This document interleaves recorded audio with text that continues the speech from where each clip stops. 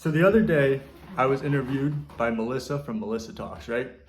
And those of you who have been watching my channel know that I'm usually pretty independent. I don't get interviewed, but I will put on interviews where I interview other people. Other than that, I just put on my presentations. Now, as somebody who wants to grow and be involved in the type community, I decided, hey, I have to step out of my comfort zone. And I have to be willing to talk about things that I currently understand in order to get feedback, in order to begin building some kind of momentum. And when I was offered to go on to Melissa's channel, I was like, okay, in all reality, I was trying to have her on my channel for an interview, and it turned around to me going on her channel. And I wasn't going to turn down that opportunity. Now, as you guys know, I don't get interviewed that often. So what happened there was the minute that Melissa started asking me questions, I froze. I was in a fight or fight response state. And I didn't know, I was like, oh shit, I have to answer a question. And I'm like, I don't know if I'm gonna do this. So she's talking, and anyone who knows Melissa, she's like, she builds up to the question. So she's talking and my head is going I could feel it, just everything, all of a sudden, just coming to hey, this is everything you know, put it out there. And it was actually a really interesting experience. Once I got through my first explanation, everything kind of settled down. It was like, okay, now you're in it, you're here.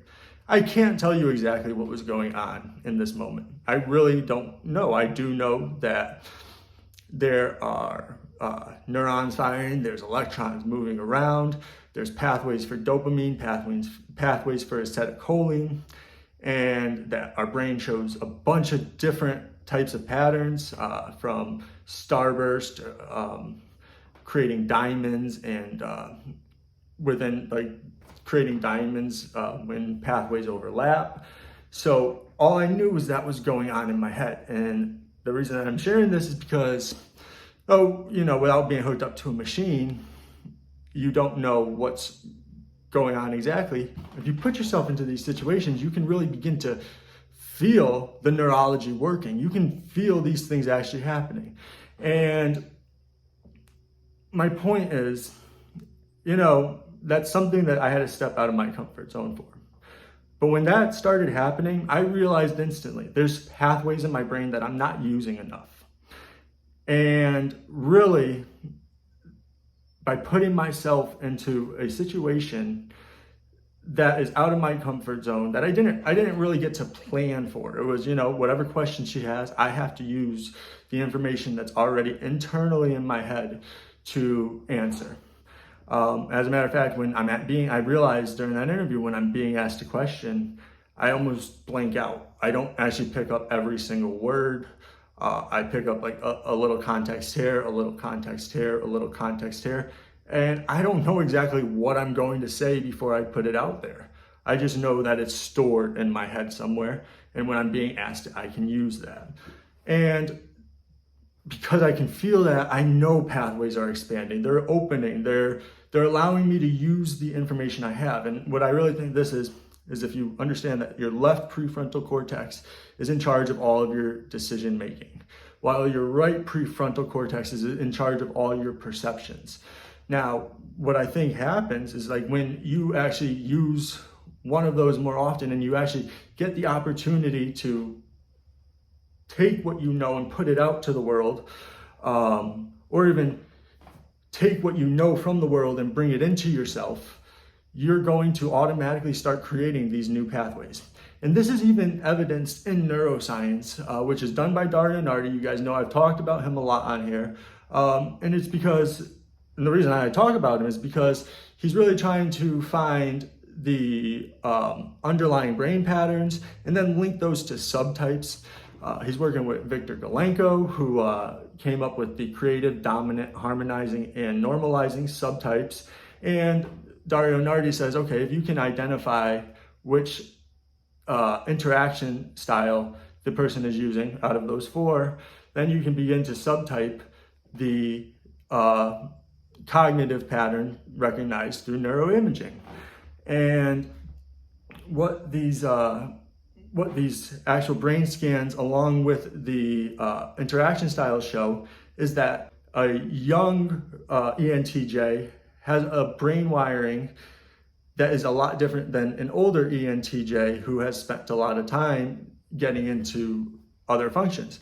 Actually, where you see more brain wiring on the outside of the brain, you actually see more of a starburst kind of pattern or an overlaps. So what happens is, like, when you begin building these new networks, you get new overlapping connections, which form like triangles on different hemispheres, which can then be used to look at information from a wide aspect.